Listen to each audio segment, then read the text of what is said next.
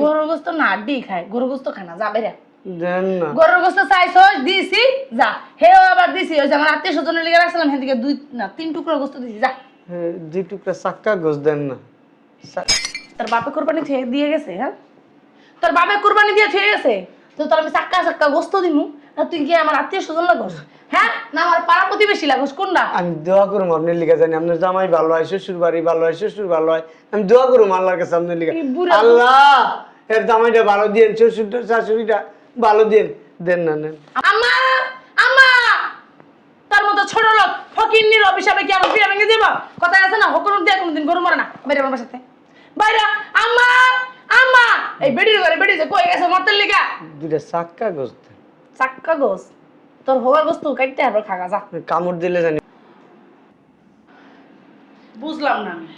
আসসালামু আলাইকুম ভাই সাহেব, ভালো আছেন? হ্যাঁ, পাগল হয়ে গেছো? শয়তানের বাচ্চা, চিনো শুনি কে? চিনাস? আমি বুঝলাম না মা, একটা ফকিন্নি, একটা ছোট লোক, একটা গরিবের লেগে তুমি আমার গায়ে হাত তুলতেছো, আবার এক হইতেছো ভাইজান, মানে কি বুঝলাম না? তোমার কি আত্মীয় স্বজন? চুপ, চৌধুরী গ্রুপের মালিক এমডি। কি? হ্যাঁ, যার সাথে তোর বিয়ে ঠিক করছি না, তার বাবা। জি স্যার, স্যার বলবো না কি বলবো?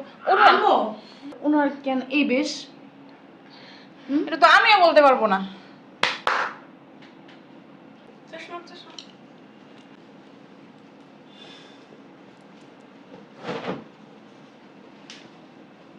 বেশ আমাদের বাসায় আসছেন, বুঝলাম না। বুঝেন নাই? জি না। আমি বলি, আমি কে? চৌধুরী গ্রুপ অফ ইন্ডাস্ট্রিজের মালিক।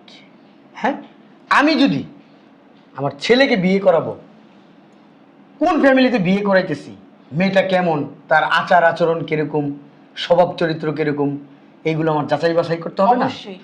এই জন্য যে ছদ্মবেশে আপনাদের বাড়িতে আসছি, আইসা যা দেখলাম আর যা শুনলাম, যা আমার সাথে আচরণ করলো আপনার মেয়ে, আমি জাস্ট অবাক হয়ে গেছি। এখানে অবাক হওয়ারই কথা। আপনার মেয়ে একটা গরিব ফকিরের সাথে কি ধরনের আচরণ করলো, এটা আসলে আমি ভাষায় প্রকাশ করতে পারতেছি না। মানে মায়ের ধরতো ফ্রি দিছে, তারপরে আবার বলতেছে আমাকে ঈদের পরে ওর বিয়ে, কোরবানি দিছে, এই গোস্তটা নাকি ওর বিয়েতে তার শ্বশুর বাড়ির লোকজনদের খাওয়াবে। তোরে আমি একবারও বলছি যে কুরবানি দেওয়ার গরু তোর বিয়েতে আমি রান্না করব?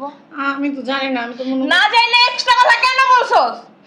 আমি কুরবানি দিছি গরিব দুঃখীদের জন্য, তাদের হক তাদের দেওয়ার জন্য। তুই কেন উনি ছদ্মবেশে আসছে, বুঝলাম উনি গরিব, কেন ওনার বাগনারে দিলি না?